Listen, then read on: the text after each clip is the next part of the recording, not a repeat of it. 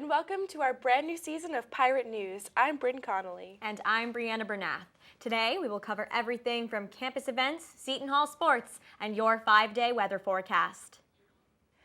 Yesterday, U.S. Senator Bob Menendez and Representatives Bill Pascrell Jr. and Donald Payne Jr. attended the introduction of a bipartisan bill, the Campus Fire Safety Education Act, on campus. The bill will allow institutions of higher education to initiate or expand upon their fire safety programs. Vice President of Student Services Dr. Tracy Gottlieb said Seton Hall has been a leader in the effort to promote fire safety in college campuses for nearly 2 decades. Seton Hall has reported that the employment rate for the class of 2016 is 90%, continuing the steady rise in that figure over the past 4 years. The rate takes into account all job seekers who were hired for career-related positions within 6 months of graduation in May. The rate does not include those who pursued graduate school. However, the graduate school applicant acceptance rate for the class of 2016 was 92%. Students have been hired by Prudential, Bank of America, and Pfizer, among many others. February is recognized across the nation as Black History Month. Organizations all across campus are holding events to celebrate and discuss important milestones under this year's theme of education. This year's programming showcases the collaboration between faculty and student organizations to produce first-class academic presentations to enlighten and challenge the community. The College of Arts and Sciences has announced the creation of the Edward R. Lewinson Center for the Study of Labor, Inequality, and Social Justice. The center was endowed by Professor Edward Lewinson after his death in 2012 and will feature speakers, events, research, and scholarship in honor of the 30 years Lewinson spent as a history professor, as well as the more than 50 years he spent as a civil rights activist. And now we'll head over to Brian Hennel with your Seton Hall Sports Update. Brian? Thanks, Bryn. Hello, Pirate Nation. This is Brian Huddle here with your Seton Hall Sports Update. This past Friday, the Seton Hall women's basketball team picked up a big win in Walsh Gymnasium against the Xavier Musketeers. In the 71-62 win, freshman Kayla Hillary led the team in scoring with a modest 16 points and 5 assists. This much-needed conference win brought the Lady Pirates to a 10-11 record and a 3-7 Big East Conference record, and the energy from the win carried over into their next game from this past Sunday. In Sunday's 65-63 win over Butler, Kayla Hillary was once again a difference maker with her game-winning bank shot hit only with 1.9 seconds left on the clock. In the win, Jaquan Jackson led the Pirates in scoring with 13 points, and Letitia Smith was right behind her with 12 points, 5 assists, 5 steals, and 5 rebounds.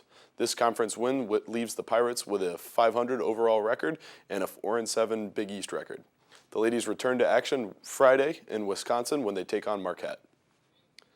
The Seton Hall men's basketball team took a hard loss on Wednesday in their 61-54 fall to Butler. Despite Angel Delgado's 12 points, 30 assists, and record-setting 22 rebounds, the Pirates were unable to maintain the lead in the defensive battle with the nationally ranked Big East rival. The Pirates are now 13-7 with a 3-5 Big East record, and the men return to action on Wednesday against Xavier. That's the latest in Seton Hall sports. Now back to Bryn and Brianna with more of the news you need to know. Thanks, Brian. The $1.75 million endowment gifted to the College of Communication and the Arts in fall 2016 will be dedicated to the Center for Graduate Studies, more specifically, to create and launch the college's first PhD program set to open in 2018. Dr. Renee Robinson, communication professor, has been appointed director of the Center for Graduate Students. Robinson anticipates that some of the program tracks will include digital communication, health communication, organizational communication, public relations, and instructional communication.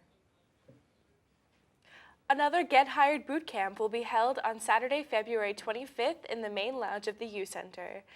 The Get Hired boot camp will arm you with the tools needed to translate your skills and value into your employer needs. This boot camp will be led by Bob Franco, a recognized thought leader with expertise in organizational change and strategy. Now we'll head over to Leanna Agresta with your 5-day forecast. Leanna? Hello, this is Leanna Agresta here with your 5-day forecast. Wednesday will be partly cloudy with a high of 44 and a low of 27. It will be sunny on Thursday with a high of 38 and a low of 21. On Friday, it will be partly cloudy with a high of 31 and a low of 18. It will be sunny once again on Saturday with a high of 32 and a low of 21. And lastly, on Sunday, there will be cloudy skies with a high of 33 and a low of 25. This has been your 5-day forecast. I'm Leanna Agresta. Now back to Bryn and Brianna with more of your daily news.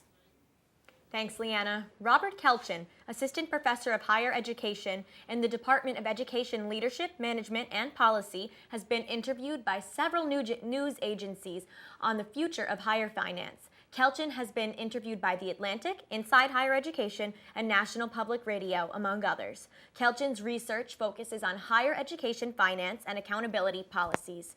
Kelchin was also selected as one of the 15 most indispensable academics on Twitter by the Chronicle of Higher Education.